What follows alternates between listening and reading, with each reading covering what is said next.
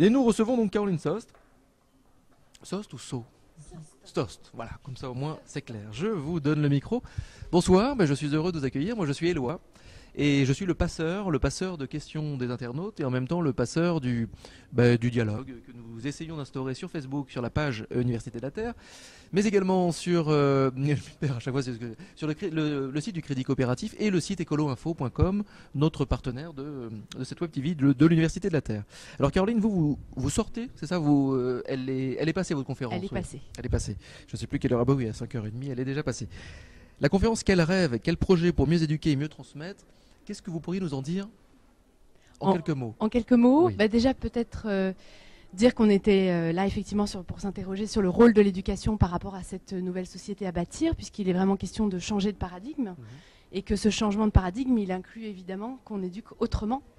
Autrement dit, qu'on sorte d'un système qui est basé sur le court terme, sur la compétition, sur la sélection, qui met quand même à la porte de ce même système 130 000 jeunes sans diplôme tous les ans, et qu'il est question de passer à un nouveau paradigme qui réoriente, je dirais, le regard sur le potentiel des jeunes et des enfants, et non sur leurs limites, qui soit plus dans l'exclusion mais dans l'inclusion. Donc il a été beaucoup question de ce changement de paradigme. Je dirais chacun à son niveau l'incarnait plus ou moins dans la conférence. Et c'était intéressant en tout cas de confronter nos points de vue et d'échanger dessus. Oui, ce que vous avez discuté avec Fabrice Bardèche du groupe Ionis, donc là c'est l'enseignement supérieur, avec Georges Haddad que nous avons reçu tout à l'heure, de l'UNESCO, un grand monsieur de l'UNESCO et mathématicien. Et j'avais envie de faire des maths à parler avec lui, c'était formidable. Marc Luix-Gizy, je ne sais pas ce qui... Alors, lui est conseiller à Auroville, et il a énormément parlé de ce changement de paradigme que représente le fait de passer d'une société industrielle basée sur le matérialisme à une société dématérialisée de la connaissance, et comment ça changeait la façon de voir l'éducation. Alors, vous êtes fondatrice et directrice de l'école Living School. C'est quoi ?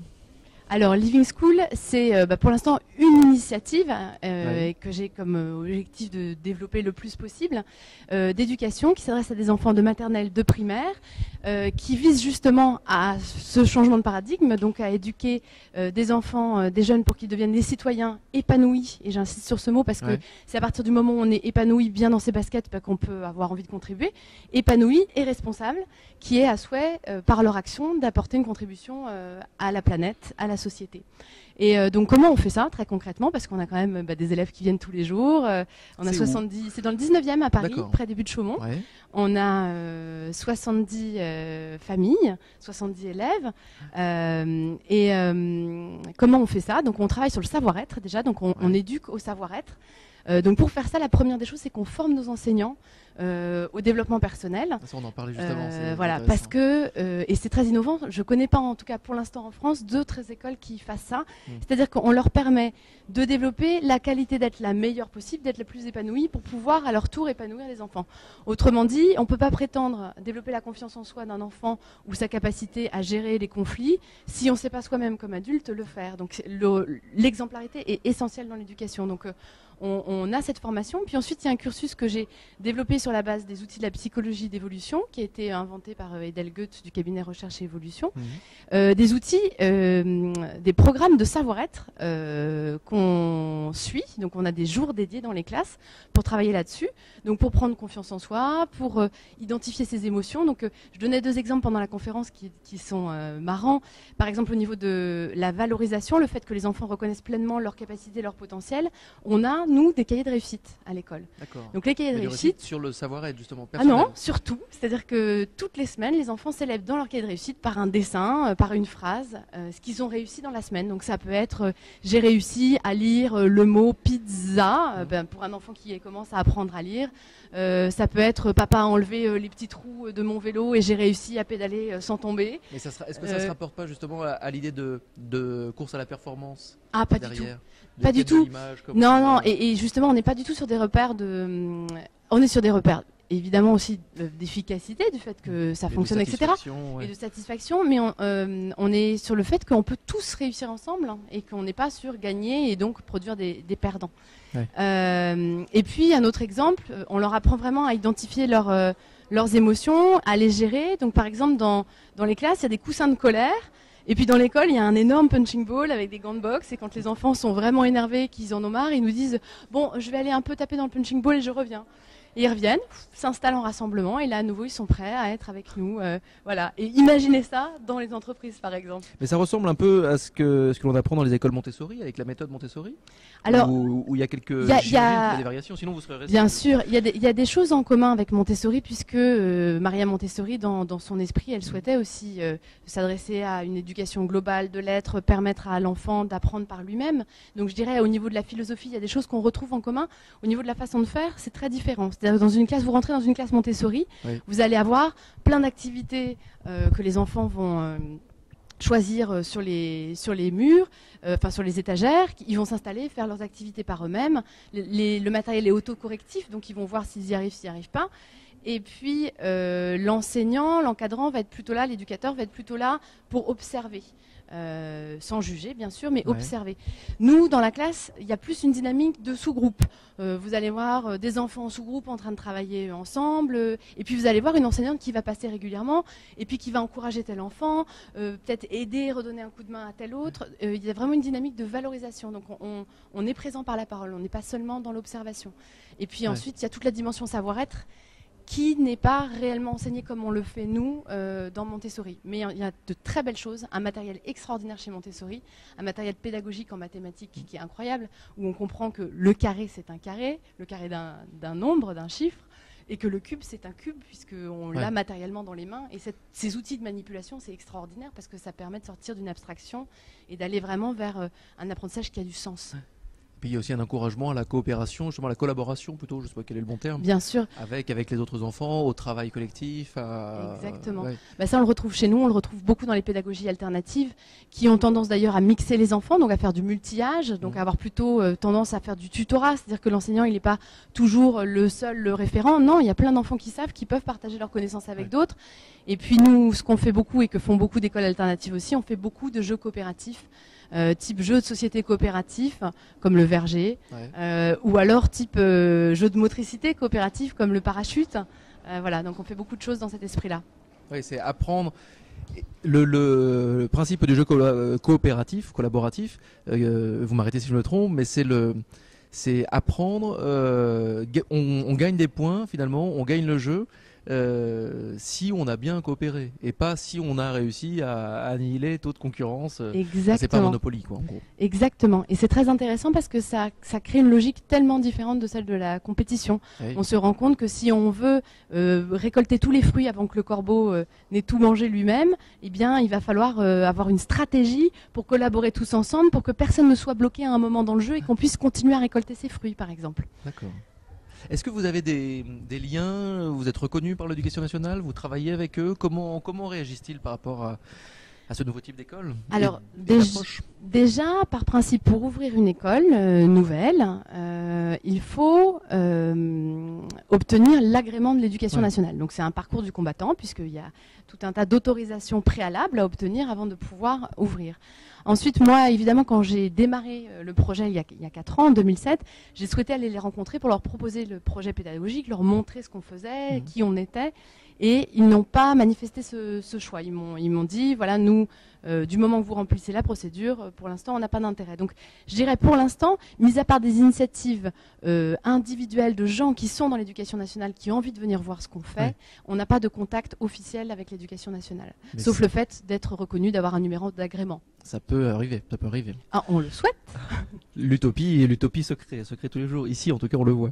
Votre parcours, il est assez, parce que vous êtes jeune. Vous êtes jeune, vous avez fait le SCP, donc il n'y a pas si longtemps, un master pour le développement d'un leadership éthique. Après, vous avez été enseignante, remplaçante enseignante, notamment en privé classique et Montessori. Et oui, ancienne responsable des ressources humaines en charge de la formation dans un grand groupe. Est-ce que ça a été un élément déclencheur pour changer de vie, pour vraiment varier et faire autre chose? Ce qui a été l'événement déclencheur dans ma vie, ça a été cette formation, le master pour le développement du leadership éthique, qui est donc un master qui a été créé par le cabinet Recherche et Évolution, qui m'a vraiment réorientée vers le sens. C'est-à-dire que j'étais en quête de sens dans ma vie. Mais je dirais j'avais pas les bons outils ni les bons savoir-être pour vraiment réaliser mon rêve, et j'étais à un moment dans ma vie où j'étais en pleine incohérence, c'est-à-dire m'intéressant à fond à l'éthique, ayant envie d'apporter ma contribution à la société, d'apporter ma pierre à l'édifice, et en même temps travailler dans un groupe qui était, dont nous ne dirons pas forcément, dont nous ne dirons pas le nom, mais qui faisait des jeux vidéo qui devenaient de plus en plus violents. Ah tiens. Et j'avais une grosse problématique, c'est que je passais 2 soirs par semaine à faire du soutien scolaire pour des jeunes en primaire et au collège. Et j'avais l'impression de construire des choses en soirée que je détruisais dans la journée, puisque quand je formais les équipes, elles étaient plus performantes pour produire quoi? Des jeux vidéo de plus en plus violents. Donc il y a un moment où je me suis positionnée en interne pour essayer de monter des groupes de réflexion sur des créations de jeux différents et non violents, et qui créent un développement personnel. L'idée était moyennement accueillie, et puis au bout de 2 réunions de ce groupe de réflexion, mon PDG m'a vivement conseillé d'arrêter mes activités, et donc je suis partie après avoir essayé, mais je suis partie pour justement me consacrer à l'éducation. Et ça a été en tout cas une belle expérience en entreprise de devoir m'affirmer pour des valeurs que je sentais justes, dans un environnement qui était complètement à l'opposé de ces valeurs. Ça m'a donné une force que j'ai pu ensuite avoir pour pouvoir créer mon projet d'école. Donc c'était un passage. Un certain challenge. Et comment avez-vous fait pour pas baisser les bras? Comment faites-vous pour garder la pêche? Parce que vous vous retrouvez, quand on parle d'éducation, donc il y a l'éducation nationale, vous avez complètement changé de vie. Comment on fait pour garder son enthousiasme? Je dirais c'est surtout le fait que quand on a vraiment trouvé, enfin en tout cas c'est ce que je ressens moi j'ai vraiment trouvé mon projet de vie, ce qui me tient à cœur, et donc ça m'apporte de la joie au quotidien, et c'est cette joie-là qui me permet d'être là dans la durée et de me sentir bien, et de pouvoir du coup avoir beaucoup d'énergie pour faire ce que je fais, puisqu'effectivement je vous confirme qu'il faut de l'énergie. C'est pas simple. Non, ça fait 4 années que j'ai l'impression de beaucoup travailler, mais beaucoup travailler aussi avec plaisir et beaucoup de joie, parce que je sais quelle est la qualité qu'on crée, et quand on voit les enfants arriver tous les matins avec un sourire pas croyable à l'école, au moins je sais pourquoi j'ai créé ça. Il y en aura d'autres. Là, pour l'instant, c'est dans le 19e à Paris. Mais est-ce qu'il y a d'autres projets d'ouverture d'écoles? Alors, ça tombe bien que vous me posiez cette question. C'est mon objectif. Moi, ma vision à moi, c'est de pouvoir créer 150 écoles en 20 ans. 150 écoles en 20 ans, 150 living schools, pas pour avoir ce nom-là et puis pour mettre mon petit ego en avant. C'est pas du tout ce qui m'intéresse. C'est juste que on est arrivé à un moment où il faut une masse critique suffisante pour faire basculer le système, pour apporter un renouveau.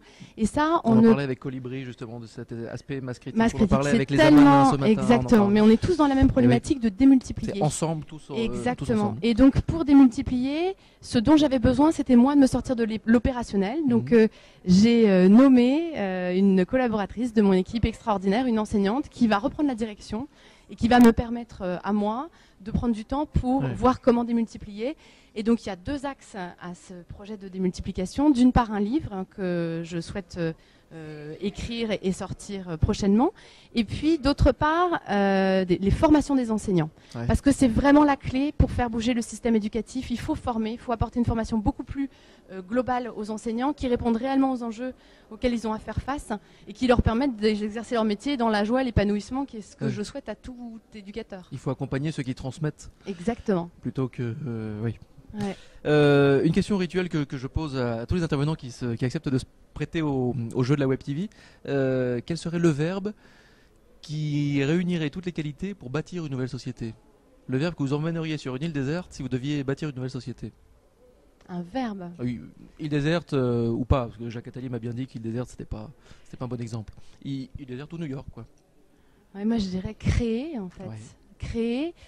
Pourquoi créer? Parce que je pense qu'on a tous besoin de déjà prendre conscience du potentiel énorme dont on dispose tous et dont on est très souvent coupé. Et ce potentiel nous permet d'être des créateurs. Et qu'au fond, j'utilise juste créer parce que c'était seulement un verbe, mais j'ai même pas besoin de le qualifier, parce que si on va chercher réellement au fond ce qu'on a envie de créer, tout le monde a envie de créer de la qualité pour les autres. C'est ça qui nous rend vivants. Donc je dirais créer, D'accord. Caroline, merci beaucoup. Juste une dernière question, toute dernière. Quel enfant étiez-vous? Est-ce que vous seriez imaginé un seul instant répondre à des questions sur l'avenir de notre monde, de notre société, et le changer comme vous êtes en train de le faire? Changer réellement le monde? Oui.